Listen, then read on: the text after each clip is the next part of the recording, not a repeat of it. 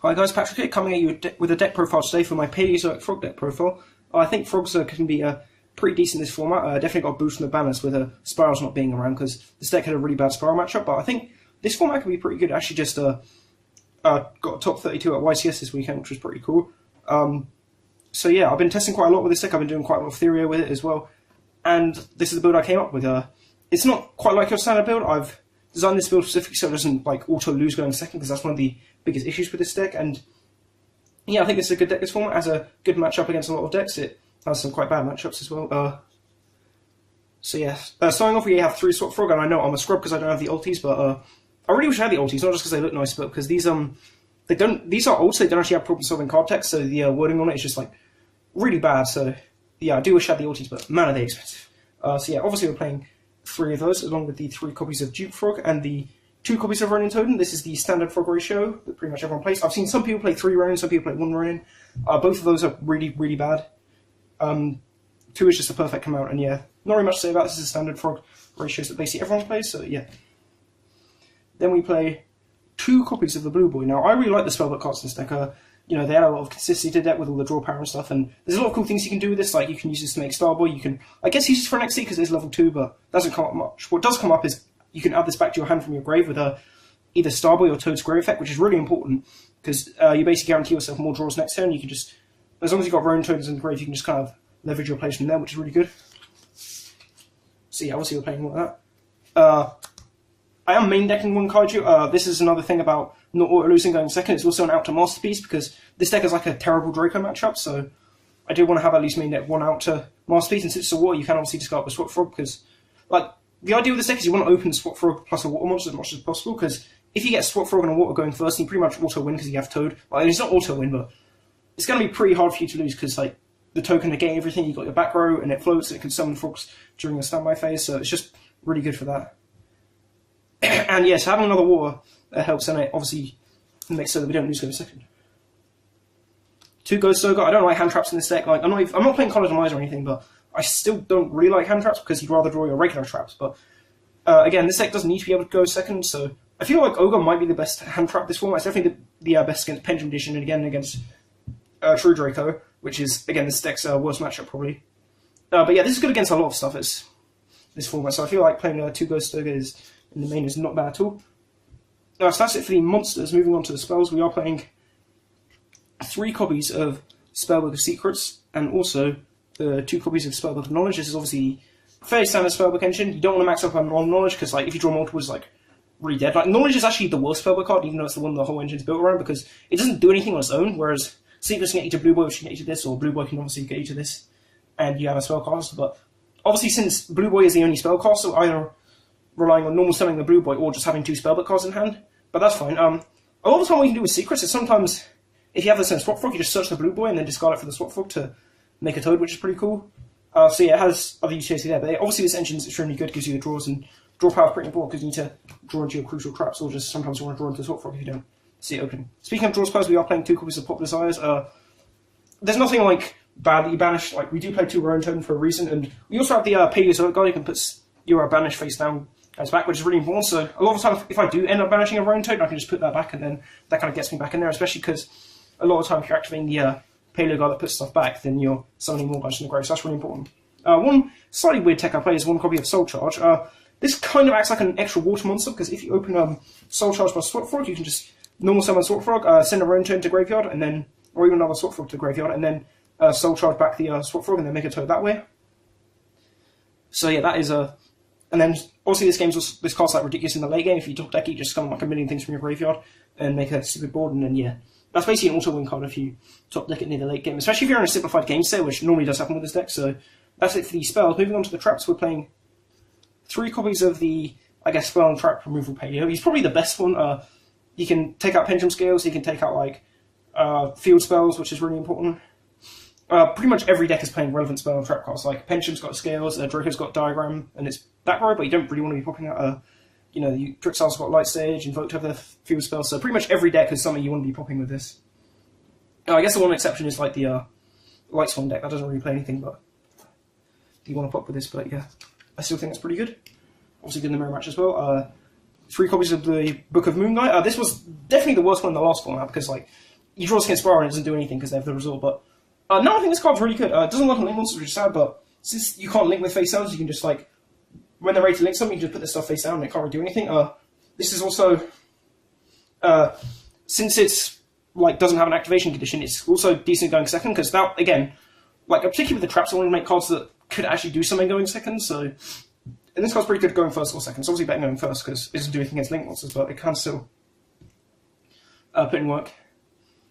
Then there's 2 copies of the Banished guy. 3 is definitely way too much. You don't want to be discarding. You don't generally want to be leaving cards in your hand in general with this deck, but yeah, this can come in clutch for stuff that can't be destroyed or stuff that floats up being destroyed, like Minerva or something like that. So this card can be incredibly useful, and I can also banish field spells because it works on any face-up cards. That's really good. Then for some one-ons, we do play 1 copy of the guy who sends traps to the grave. We're playing Lost Wind as the target for that, but like this card's like bad in the sense it doesn't do anything. It's a good search off the Gigian X Redfish guy, but I don't know, it's not too good in your opening hand. It's a good discard fodder, I guess, but that's not a good reason to play a card. But no, sending Lost Wind to the graveyard can be pretty good though. And then 1 copy of the Omega guy, like this is a good search off Redfish as well, because you search off Redfish, you activate it, get back. You're gonna have something banished, whether it's a Pot of Desires, whether it's a Paleo that was on the field, whether it's something you banish with Ruin Toad. So this card's always live, so but it's not that good in your opening hand because it doesn't do anything to disrupt your opponent, so that's why I only play 1.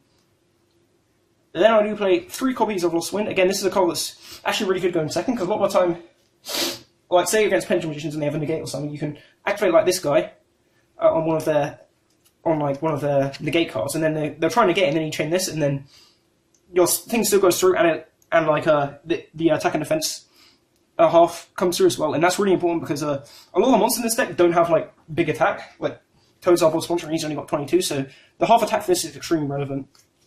And being able to reset itself is obviously good because most decks summon from the extra deck, I guess, apart from Draco, so that's another reason why that matchup's not great. I do actually mean 2 copies of Heavy Stormbuster because this deck's all about trying to trade your opponent down into a simplified game set, and the fact that this is a +1 can actually be a huge swing in tempo, especially if you use it at the right time. Not only that, unlike Twin Twister, since you're not discarding, like you can just pop 1 card with this and like not waste anything. I guess you are technically wasting potential advantage or whatever, but you're still 1 from trading, and yeah, this card can be a blowout, especially against something that's back row heavy, because you can just take out 2 cards for 1, and then that normally gives you the tempo you need to get there, especially with something a Paleo office as well. That's just like super broke. Now, I play 1 copy of Bottomless. Now, you might be wondering, oh, didn't Bottomless just come to 3 on the ban list? And it did, but I don't know. This is more the theory of cards that are good going first and second, because this card's like great going first. Like, you know, you can stop a whole Pendulum style and banish everything, but I don't like this card going second, because if they have an established board, they're not going to try and play into your back row. They're just going to kind of poke you, and then if they do that, this card doesn't actually do anything. It also isn't good against a lot of other decks. Like, it's great against Pendulums, but against most of the other decks, it's not that good. So I don't know. It's still a decent card when you can get it off like against big Pendulums, but other than that, it's okay, I guess. I'm playing 1 copy of Compulse. Yeah, I know Compulse in 2018. Who thought that? But Compulse is just good as another generic trap card, bounce stuff back. You know, it's just something good to hand. Again, it's another trap that's good going, that's okay going seconds. That's another reason why I play it, because it's another thing you can chain around with Lost Wind to negate their stuff, which is really important. So yeah, I do like playing 1 copy of Compulse. And then the final traps are Solemn Warning and Solemn Judgment. These are the only Solemns I play. I don't play Strikes, and I don't like playing too many Solemns in this deck. There's 2 reasons for that. The first is that if you're paying like loads of life points, you're just going to get completely destroyed by Trickstar, but that's not the main reason. The main reason is if you open like 3 different Solemns and like only 1 Paleo trap, you can't really do anything. Like, you can stop all their plays with the Solemns, but like that's about it, because like since you can't summon Paleos with this guy, you don't really get any, I guess, momentum, so you just kind of put in an awkward position. So that's why I don't really like Solemns, but I still do play these ones because these cards are way too powerful not to play, especially in a trap-based deck. Like, these cards are just complete blowouts if you use them in the right situation, especially Judgment. Like, most of the time these are designated, this is like the designated like stop masterpiece cards, because if your opponent sells a masterpiece and use traps, you basically lose with this deck. So these cards are important to stop that. Well, you don't basically lose, but we have a few outs. So that's it for the main deck. Now for the extract, we play 2 copies of the Paleozoic Redfish. This card's pretty useful for extending your play. It's also got that bigger 24 booty. It does not get boosted by Mistar Book. It's unaffected by monster effects, which is kind of annoying, but being unaffected by monster effects is also pretty good because they can't, like, you know, they can't, I guess, negate it with any of their monsters. Like, this card can't be Ash Blossom even at Search, which is really, really crucial. It's your main Search card, and it can't be Ash Blossom, so that's pretty useful. Obviously, a lot of the time, if you have a Paleo in hand, you can make this. You can activate the guy from hand with his effect, then search another guy, activate that, and then you basically have 2 Paleos on the field, and like, once you've done that, you just make like a massive board, and then your opponent can't really do anything, so that's good. One copy of the Bluefish, you don't need more than one of this. If you summon this, you win, basically. Because this card is like, it's not easy to summon, it's quite difficult, but if you do summon it, like, it's just so ridiculous, because it's basically a Zodiac Giant that's immune to monster effects, has 24 attack, and lets you draw cards. So, yeah, that sounds pretty broken, and it is, so yeah, you definitely don't need more than one of that. I play one copy of the Phantom Knight guy, and also one copy of the guy with the really long name, number 45. These cards basically do the same thing. You target something, negates effects. This card makes it attack 0 though, whereas this guy doesn't. However, this guy has the advantage of working on any face-up card, not just monsters. He also has more attack, and he stops your opponent from activating other cards with the same effect, which doesn't come up too much, but I guess it can be useful. But both these cards are like alright. Don't make them too often. I find myself making this guy more because making something 0 is just like actually really useful. But I think both of them are fairly useful. I only have one copy of Cat Shark. This is our out to masterpiece. This is like one of our few outs of masterpiece, but it's actually really good, like being able to boost up your Toad, and I guess being immune to battle is kind of cute, especially because people just don't read this card, then they just try and attack over it, which is kind of funny. But no, this card's really good because it helps you just push over big monsters that you can't beat over anyway. Again, like masterpiece, so yeah, that's why I play it. One copy of the Sky Cavalry guard. This is probably the best rank 2 that isn't like, well, the best of the non-water rank 2s, because it's like non-target, non-destruction removal, which is insane, and the battle immunity like is broken in a simplified game state, which is deck gets to a lot. This card's like insanely good because like they just can't out it because they can't beat it by battle. It just bounces everything back, so that's really good. They just kind of have to bait out the effects until it has no material. So this card is like boss in like in the situation. And the final XYZ monster we play is 3 copies of Totally Awesome. Obviously, this is the like boss monster of the deck, as the card that does everything, negates stuff, floats into stuff, summons frogs in the deck. Like, just making this on its own is threatening enough because it's a negate. You can summon a dupe frog which protects you from battle and gives you a search, and it will float, giving you either back. It can recycle something to extract, or give you back a sword frog, or give you back a blue boy and set you up for 2 draws next turn. So obviously, I don't have to explain that Toad is the best monster in the deck. Moving on to the Link monsters, we do play 2 copies of the Starboy. This is the one you make the most. The attack boost is very relevant. It helps you get over stuff you wouldn't otherwise. It makes Toad 27, which is surprisingly decent. The floating effect's also cool. A lot of the time, your opponent will try and get around it, but it's pretty useful that your opponent kind of is forced to get rid of this by non-destruction. Otherwise, you're just set for a Toad next turn. And yeah, this is obviously the main Link monster of the deck. Then the other links we play, 1 copy of the Undercock Taker. This is usually if I end up with one of the non-water Link XYZ monsters in my extra monster zone. So say if I have this stuck in the extra monster, then like I can't really do anything because it's not a water, so I can't make Starboy. So that's where this guy comes in. And the effect is also like really useful as well. Like a lot of people forget this guy's effect, but the attack dropping effect is like super relevant, so that's pretty good. And then the final Link monsters are 1 Deco Talker and 1 Proxy Dragon. These are mostly there just to summon off the cards we see with Toad, because we're probably not seeing water monsters with Toad, so we can't make them Starboy. So these just there to basically in that situation, so we can just link with our opponent's monsters and then just get free resources. You also make them if you draw Soul Charge and are able to summon like 7 monsters, because well, obviously that's exaggeration, but you know what I mean. But yeah, these cards are.